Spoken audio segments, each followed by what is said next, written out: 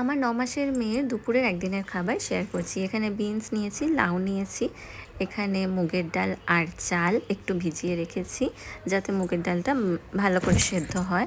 আর এখানে একটা মাছ নিয়েছি, যেটা পেটির মাছ, কাতলা বা রুই মাছ দিয়ে থাকি, আর না হলে পাবদা দিয়ে। আপাতত এগুলোই দিচ্ছি ওকে। এই যে মহারানী আমাকে দেখতে পেয়ে আমাকে ফলো করে চলে এসেছে কিচেনের ভেতর। এখন এগুলো ধরে ও দাঁড়ানোর চেষ্টা করছে। এখানে কোনো সাপোর্ট নেই দাঁড়ানো।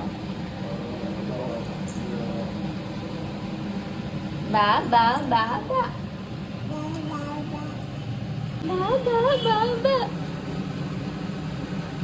তুমি রান্না করবে, নিজের রান্না করবে?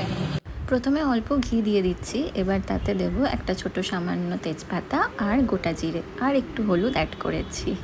এই যে কোলে উঠবে আমার।